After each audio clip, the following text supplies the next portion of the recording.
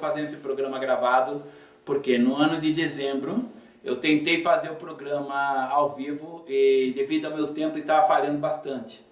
Então eu tenho que apresentar, tenho que fazer meu relatório. Inclusive no mês de dezembro eu não enviei o boletim missionário e por causa de tempo, por causa de compromisso e tudo mais. Mas eu vou ver se acerto isso. E quero dizer, bom, deixa eu contar algumas experiências. Nesse Minuto Missionário, né, Diário do Campo, eu quero apresentar para vocês, nessa TV, o que está passando aqui em Peru. Tá? Vocês sabem, têm acompanhado na minha página, diariodomissionario.yolasite.com, que eu tenho apresentado o que tenho feito. Bom, ainda que todas as dificuldades, irmãos, eu quero apresentar para vocês uma coisa. Quando eu vim para o Peru, eu vim numa época que estava abrindo a fronteira, estava saindo do Covid ainda, né? Foi em final de fevereiro quando abriu a fronteira. Eu estava preparando, eu estava querendo abandonar a chamada missionária e Deus disse não. E aí eu fui Deus me abriu as portas para morar numa chácara durante o Covid. Nós não sabemos porquê, mas foi uma caverna de adulão, como eu chamo, uma experiência onde eu gravei muitos vídeos, escrevi livros, fiz bastante coisa. E nessa chácara não tinha sinal de celular, eu tinha que ir na montanha, no alto, para falar alguma coisa, para ver os recados. E teve um tempo de bastante reflexão. Foi uma luta, né, para poder estar. Muitos momentos de choro, de reconversão ao Senhor. E quando bateu final de 2021, eu voltei para Guarulhos, Deus abriu as portas, como Deus tudo prevê, né? Deus está a seu tempo. E em fevereiro abriu as fronteiras, Deus abriu as portas financeiras e eu voltei para o Peru por uma ordem divina. Nesse meio tempo, início do ano, a Assembleia de Deus aqui no Peru me convidou para retornar. O pastor Edson sabia que eu queria retornar. Eu pensei que ia trabalhar com as igrejas, a formação de igreja foi uma experiência muito boa. E ele me convidaram para ser diretor de comunicação, já que eu tenho formação em comunicação, sou jornalista, né? Com bastante experiência em todas as áreas de comunicação. E com isso, quando eu cheguei ao momento, eu fui trabalhando com isso. E comecei a visitar as igrejas, eles começaram a me levar às igrejas, conhecer, e eu comecei a ver o campo tão amplo. E eu vou fazer aqui algumas coisas, eu quero fazer bastante coisa, mas o problema é tempo, né? O problema, eu quero fazer o melhor. Eu penso assim, eu gostaria, né? A gente tem os desejos, a gente tem a vontade, mas Deus tem o mandamento, a ordem, né? Eu queria estar em formação de igreja. Abriu um espaço agora em Belili, uma região bem distante, que são 8, 10 horas de viagem. E é uma igreja que tem 2 andares. Eles chamam de 3 pisos, porque o térreo eles chamam de primeiro piso. O primeiro andar que a gente chama, eles chamam de segundo piso e o terceiro piso. Uma igreja que foi construída por um missionário, doação de um terreno. E é uma igreja da Assembleia de Deus, um terreno das Assembleias, um prédio, e está sem pastor. E chocou isso no meu coração. Eu queria estar, mas Deus não permite. Né? Deus não quer. Eu queria muita coisa, mas Deus tem suas maneiras de fazer.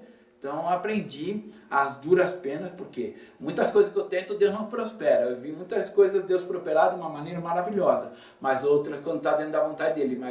Então me pus a estar debaixo dessa direção, a obedecer, né? E sempre oro, Senhor, que eu possa ter a visão de compreender qual seja a tua vontade, não a minha, porque a minha vontade é sempre, né? Porque Deus tem um propósito em tudo isso, tem muita coisa para atuar. E se eu vou trabalhar em comunicação, então eu quero fazer melhor. Eu estou fazendo desafios, meu espanhol não é tão bom assim. Aqui eles falam muito quechua, eu tenho um desejo muito grande de aprender o quechua, mas não tenho condição financeira. Tenho um irmão que está me ajudando devagar. Tem alguns cursinhos pelo Facebook que eles fazem de graça, mas sempre inicial.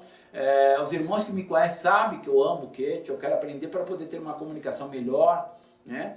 E alguns falam assim, não, você tem que aprender o espanhol melhor. Eu falei, não, eu quero aprender o quechua, o espanhol eu sei alguma coisa, eu ainda consigo me comunicar mal, eu consigo me comunicar, mas eu preciso alcançar mais trabalho. Então, tem um trabalho muito grande, existem muitos projetos para começar aqui no Peru. Graças a Deus, eu estou fazendo contato com algumas associações de pastores para ser representante aqui no Brasil, para poder envolver mais, né? Eu tenho o desejo de trazer, tá, um convite feito, estamos organizando, vamos ver se acontece, e trazer capelania. Capelania aqui no Peru não existe. Existe o pastor Guilhermo, que faz o trabalho de capelania no presídio, mas não tem uma formação, não tem um ministério. Que eu saiba, não existe no Peru um ministério formado de capelania tão amplo como tem no Brasil. E estou convidando. Quando eu convidei alguns pastores, eles falaram, não, cobrar, tem que dar passagem, tem que dar... Eu falei, meu, é missões. Você vai formar, o que a gente vai dar um reconhecimento, um certificado reconhecendo. Isso eu sei que vale no Brasil. Você vai falar, eu estive no Peru, como muitos capelães falam, eu estive no país tal, tal, tal, né? Mas eles têm que investir, eles têm a maneira de investir, tem igreja que vai investir, eles sabem o contato que eles fazem no trabalho e podem levantar a oferta para poder estar aqui. Eu sei que é possível isso, né? Então a gente está desejando trazer para formar o Ministério de Capelania aqui no Peru. Existem muitos desafios aqui no Peru. Como eu sou responsável de comunicação na área aqui no Peru, meu desejo é fazer com que a informação chegue. E é um desafio também grande. Por quê? Porque pelo que eu sei, pela informação que eu sei, eu não lembro, não tive informação que aqui na região, são 102 igrejas da Assembleia de Deus, teve um ministério, pelo menos ativo, de comunicação. Inclusive, eu ainda vou pesquisar isso, mas que eu saiba, nunca teve. E eu agora tenho esse desafio. A comunicação parece ser fácil, só fazer boletim? Não, é fazer-se compreensível, né? O objetivo é fazer com que as pessoas entendam o que está se passando. Não adianta nada eu ter uma tecnologia, um conhecimento, se eu não sei passar para as pessoas que precisam ser alcançadas, né? Então, o maior desafio na área de comunicação é saber traduzir a linguagem, traduzir a informação para que seja acessível às pessoas. Então, eu vou começar a fazer, esse programa vai estar rodando nas TVs, né, que eu ajudo, e espero que você possa estar ajudando, participando. Visita meu site aí, diariodomissionario.iolasite.com, e você vai ter uma informação. Semanalmente eu vou trazer um vídeo aqui, trazer informações aqui do curso, que vai ser uma área de 5, 10 minutinhos que vamos falar para você, tá bom? Então, sai daí e volto já já com uma palavra de Deus ao seu coração.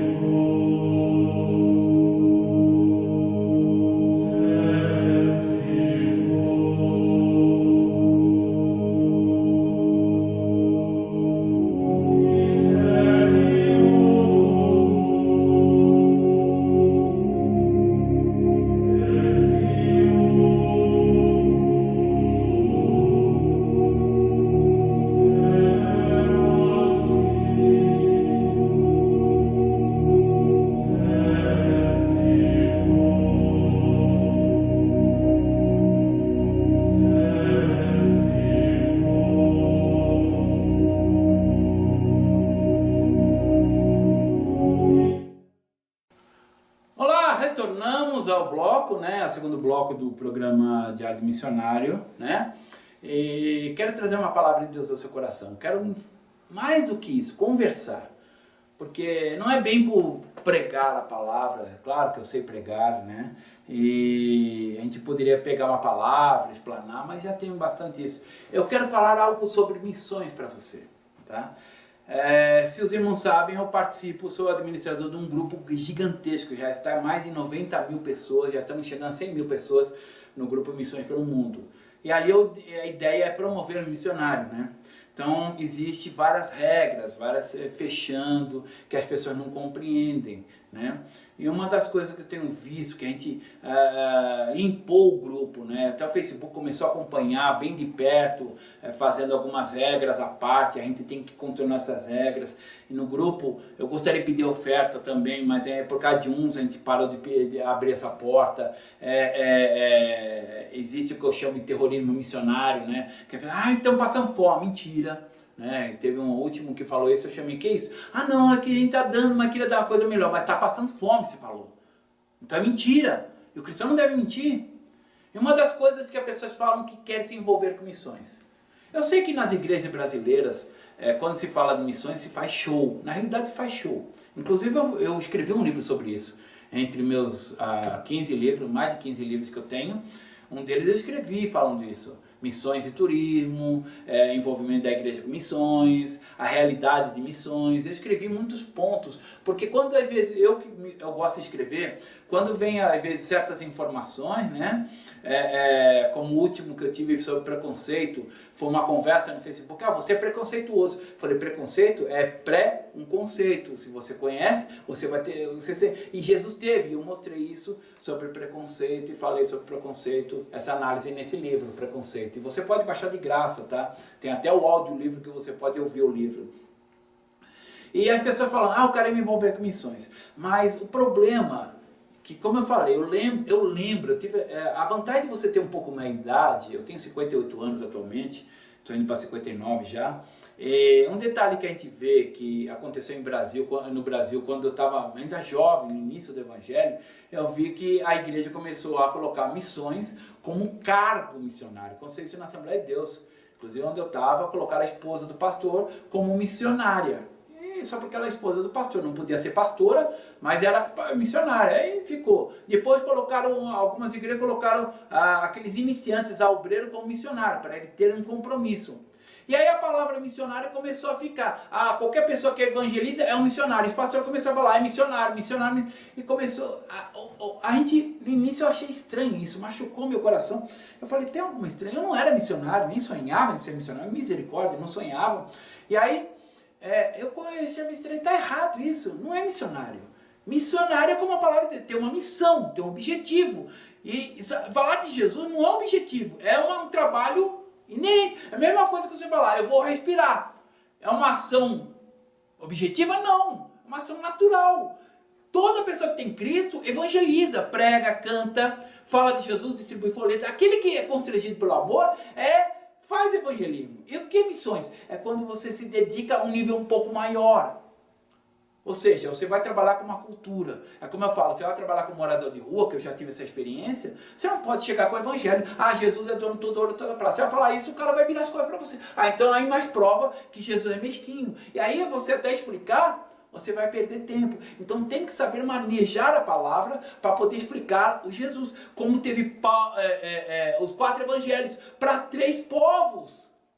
Para as culturas que tinham na época. Cada um mostrava o lado de Jesus que chamava a atenção da cultura. E é isso missões. Missões é você levar a palavra de Deus às culturas, de explicar a forma conforme elas entendem. Por exemplo, tem uma cultura na África que enganar dá prestígio à pessoa. Então você tem que mostrar sobre isso na Bíblia. Sobre o que é correto, quais desvantagens e vantagens. Entende? Então, ou seja, toda cultura, toda missão, você tem que pegar a palavra, apresentar Jesus no prisma daquela cultura. Isso é missões. Você vai trabalhar com toxicômano, você tem uma missão. Você vai trabalhar com um cigano, é uma missão. E as pessoas confundem isso. Acham que pregar e cantar é missão. E não é. E isso eu comecei a ver que o diabo começou a promover isso, a permitir isso, a incentivar isso, para distanciar missões. Mas uma coisa que eu tenho visto, missionário não está em mídia. Missionário não é aquele estrela, né? Vai aparecer na mídia. O trabalho de nós missionários é um trabalho oculto. É um trabalho que trabalhamos atrás das cortinas. Tanto que existe uma palavra, que me recordo agora, existe uma palavra que fala assim, ainda que você faça tudo, você é servo inútil. Ou seja, você vai construir a igreja, tal, e os povos do local vão falar assim, não, nós construímos, não foi missionário. Ah, ele ajudou aqui, ele começou. Ou seja, a honra vem de Deus, não dos homens, nunca vai vir. Na vida do missionário de verdade, e eu vejo às vezes no grupo lá, igual tem uma família lá que está reclamando, não, as igrejas deixaram de ofertar.